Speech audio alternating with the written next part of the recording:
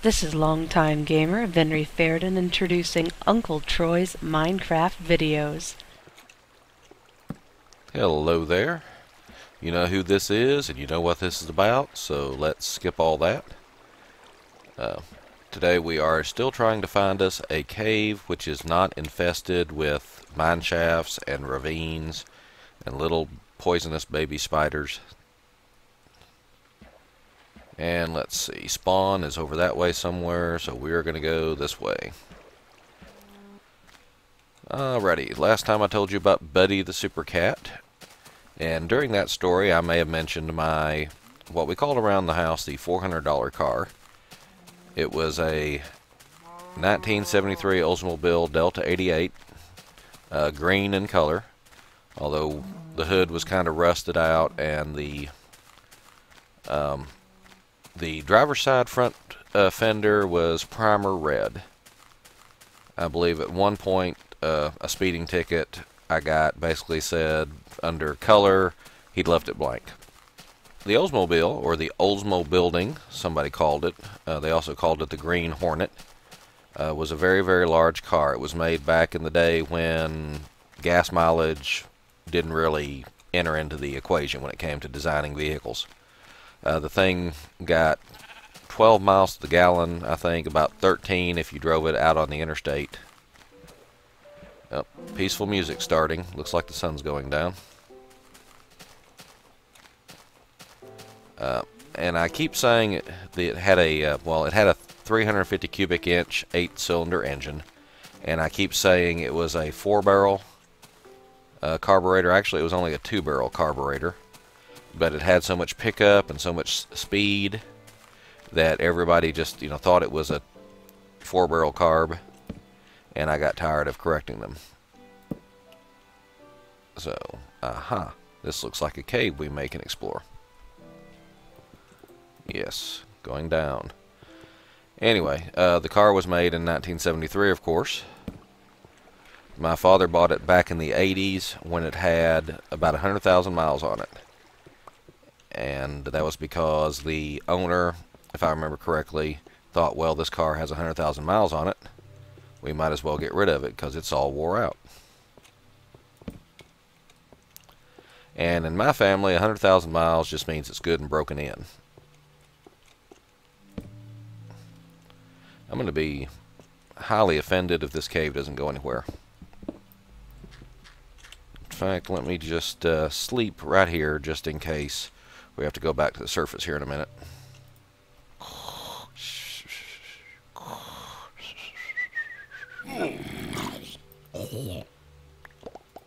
Let's try that again. There's a reason I select my sword before I go to bed. Alrighty. Third time is the charm.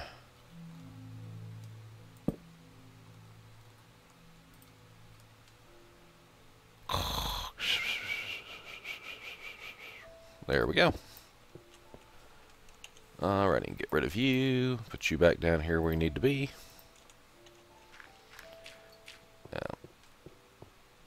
So my father purchased the vehicle for $400 from somebody that basically thought it was worn out, and started driving it. And my father, and later myself, have a reputation among our circle as really being able to get the miles out of a car.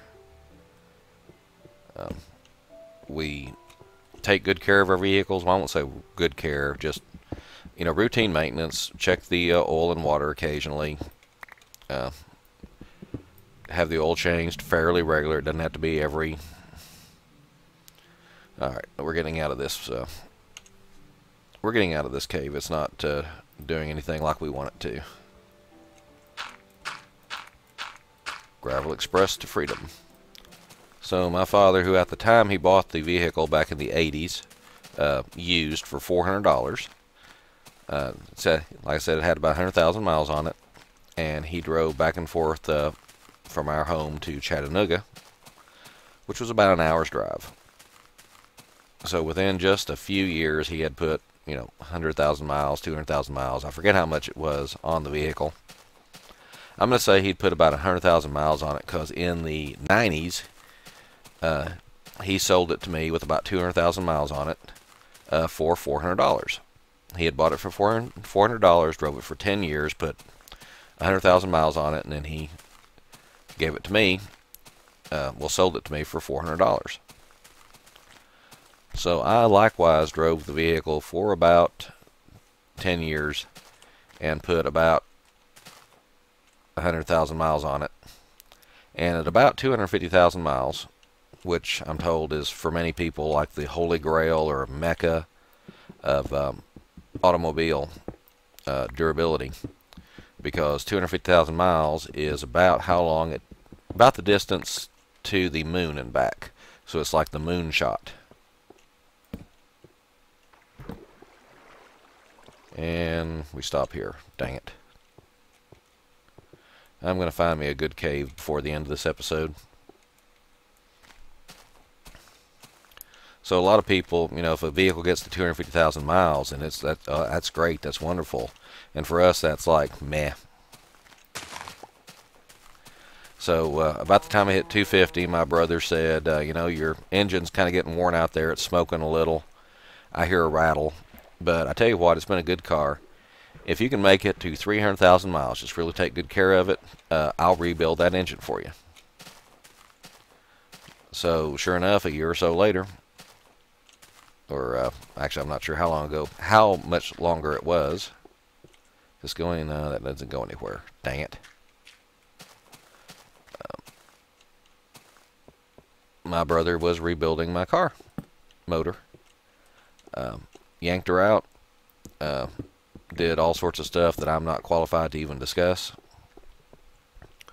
And I had the vehicle for another few years.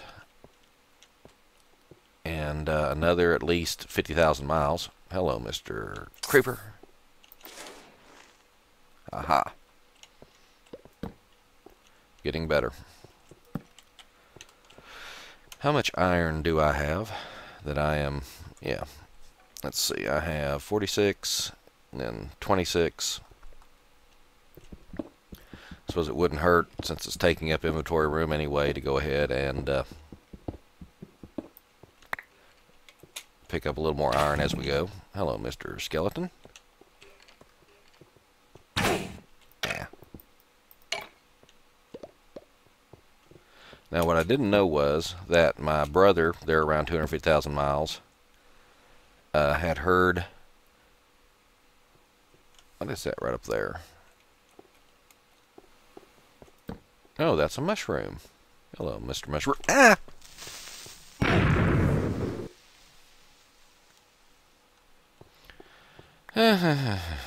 Okay. Stupid creepers sneaking up on a man. He's trying to admire a mushroom growing deep in a cave. How's my armor looking? Oh, still in good shape. Good. Let's see, that can go there. Got a few more iron here. As I was saying, back about 250,000 miles, when my brother said, your car's going to get worn out, tell you what, if it makes it to 300,000, I'll rebuild the engine for you. What he didn't tell me was, starting about 250,000 miles, he started hearing this funny rattle, this click way back deep in the engine, and he just knew that was something major about to fail. My brother knows cars. He, let's see, which way do I want to go here? I think we can go up this way. Anyway, so he just knew in his heart of hearts, that vehicle was not going to make it another 10,000 miles, let alone another, 50. And that's why he felt safe in saying, if your vehicle lasts another 50,000 miles, I'll rebuild the engine for you.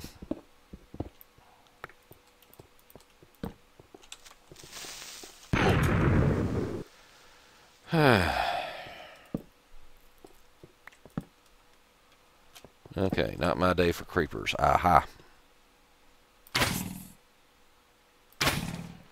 Saw you coming. Alright, that goes back up there.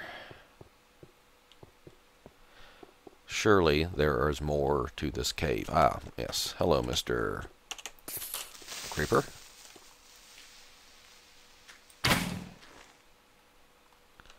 And yes, I know I'm wasting arrows, but I have a stack and a bit of arrows left. Worst comes to worst, I'll pull up one of my own old videos. Ooh, spooky cave noises. And see where I left that skeleton spawner trap at. Now I hear zombies. Oh, hello.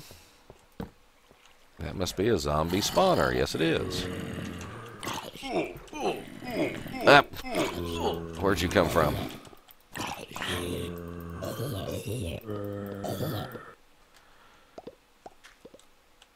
Think I see sky right up there. Okay. Whew, that was a bit scary there. Let's light this up, all walls.